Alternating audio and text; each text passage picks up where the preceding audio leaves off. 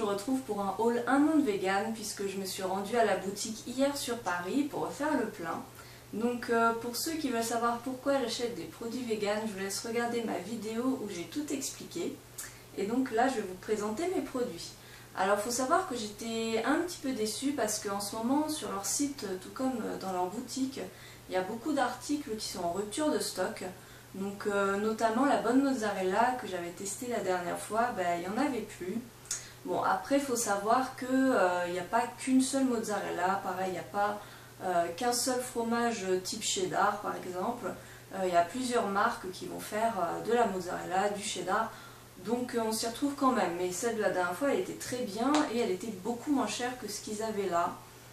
Bon, j'ai pris des trucs qu'on va tester.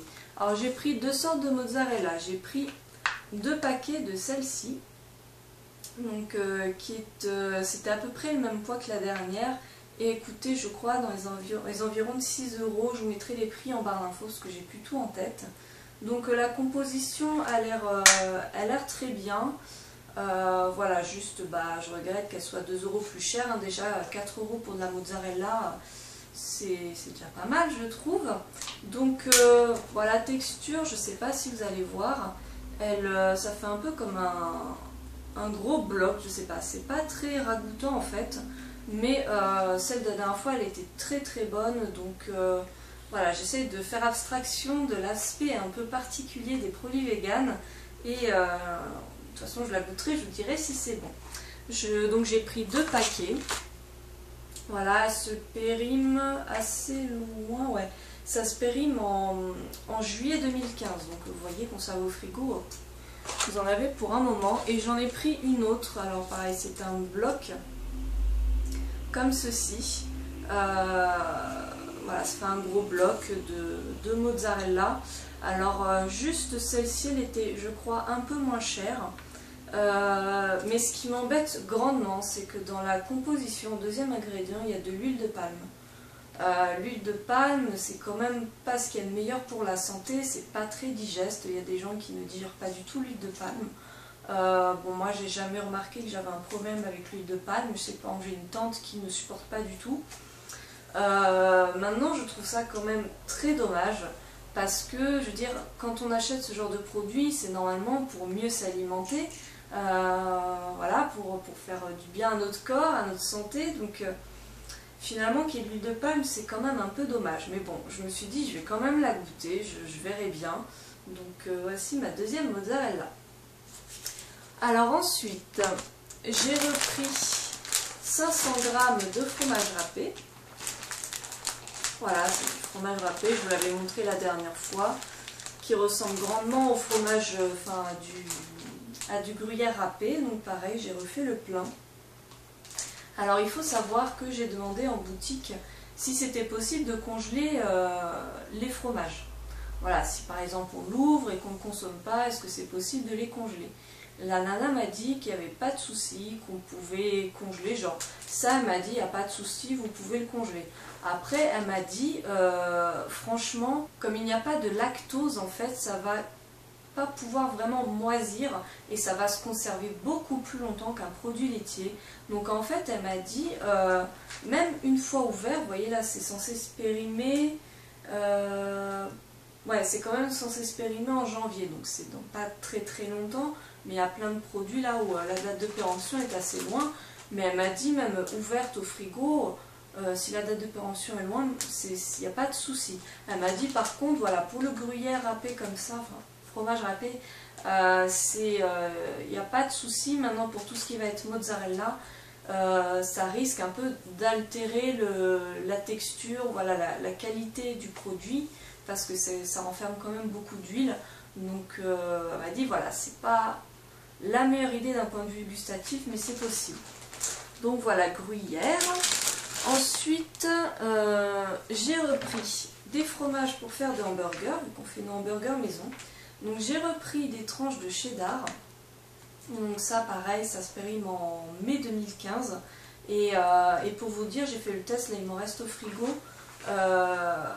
Moi donc j'avais fait des hamburgers avec ça. Donc vous voyez, c'est des tranches individuelles. Je ne sais pas si vous voyez, mais voilà, c'est des petites tranches. Donc j'avais entamé certaines tranches et puis les autres je les avais laissées au frigo. Et mon chéri en fait ne se nourrit pas de la même manière que moi, il continue à manger des trucs à base de lait. Donc lui il s'était acheté des tranches de cheddar de grande surface classiques. Et lui, comme ça faisait un moment que c'était au frigo, ça commençait à avoir des petites moisissures vertes et moins nickel le produit. Donc effectivement elle a raison quoi, ça se périme pas du tout aussi vite que des produits des laitages classiques. Donc voilà, j'ai pris les tranches de cheddar que donc j'avais déjà goûté et qui sont délicieuses. En tout cas dans les hamburgers c'est trop bon. Même comme ça, moi j'ai goûté un petit bout, c'était sympa. Ensuite j'ai pris le classique, ce qu'ils appellent classique. Je sais pas vraiment quel goût c'est censé avoir, mais je verrai, je vous dirai ça. Et j'ai aussi pris du fromage comme ça aux herbes. C'est avec des petites herbes, je ne sais pas si vous voyez là, mais voilà, donc je me suis dit ça peut être sympa pour varier un peu les hamburgers. Je pense qu'on peut en mettre aussi dans des sandwichs. Et j'ai pris un fromage à tartiner, donc pareil, j'en avais déjà pris un de cette marque-là, qui était aux ail et fines herbes, donc façon boursin ail et fines herbes. Et donc là j'ai pris poivre 5B. Donc je vous dirais c'est bon. Moi déjà celui donc ail et fines herbes j'avais bien aimé. Bon, je ne vais pas dire que c'est le meilleur fromage du monde, mais c'est vraiment sympa. Je veux dire, encore une fois, entre ça et rien du tout, je préfère ça. Donc à tartiner c'est très sympa. Et pour finir j'ai pris 2 briques de crème de riz. Donc voilà, ça va remplacer la crème fraîche, la crème liquide, voilà tout ça. Donc soit pour cuisiner, pour mettre dans mes pâtes, tout ça. La crème de riz, je n'ai jamais goûté. Mais bon, j'en ai pris directement 2, parce que je me suis dit, même si j'aime pas le goût, je pourrais toujours l'utiliser pour mettre dans des gâteaux, voilà, dans des préparations où le goût ne se sentira pas, donc ce ne sera pas perdu. Alors dernier produit, j'ai failli l'oublier celui-là, c'est vraiment la gourmandise de malade. Ce sont des petites crèmes dessert au chocolat de la marque Danival. Alors c'est sans soja et sans gluten, j'espère que vous allez voir, hein, voilà. Alors, j'ai vu ça, en fait ce n'est pas au rayon frais, donc vous voyez ça se présente comme ça, voilà des petites sortes de petites crèmes dessert. J'ai vu ça, ça m'a beaucoup tenté. Puisqu'il n'y a pas de sucre dans la composition. Alors le premier ingrédient c'est du lait de coco, deuxième ingrédient jus de raisin concentré, donc vous voyez je pense que c'est quand même sucré parce qu'il va y avoir le sucre de la noix de coco et du raisin. Mais même si ça reste du glucose, c'est quand même beaucoup moins sucré qu'un dessert classique. Donc, bon, même si pour moi, du coup, au niveau glycémique, c'était pas ce qu'il y a de meilleur, je me suis dit, bon, allez, on va tenter, hein, on verra bien. Juste pour vous dire, donc vous voyez, c'est des lots de 2. Le paquet coûte quand même 3 €.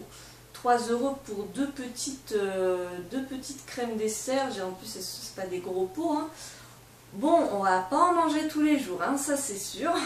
Donc je vous mets les compositions, alors je ne vais pas vous mettre les compositions comme la dernière fois, mais en fait je vous mets les liens directs de chaque produit et vous aurez la composition directement sur le site d'un monde vegan.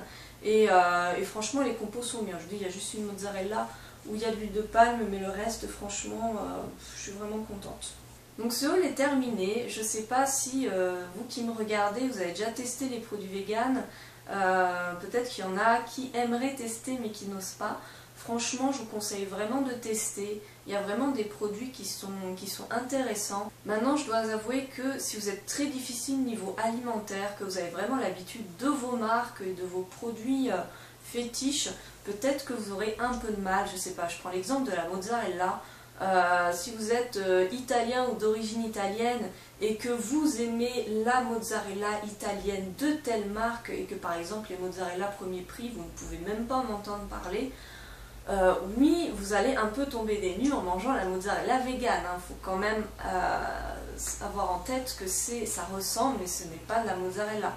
Donc oui, si vous êtes très difficile, vous allez avoir du mal. Maintenant, encore une fois, franchement, entre ça et rien du tout, Vraiment, vraiment, je préfère ça. J'ai mis de la mozzarella dans ma pizza, c'était délicieux. Donc franchement, testez des petites quantités pour voir si vous aimez. Voilà pour mes produits, j'ai pas voulu prendre plus de choses. Bon, j'aurais pu, hein, mais bon, ça fait déjà une bonne trentaine d'euros tout ça. Donc je vais manger tout ça, je vous dirai ce que j'en pense et puis on verra pour la prochaine fois. Allez, salut les filles!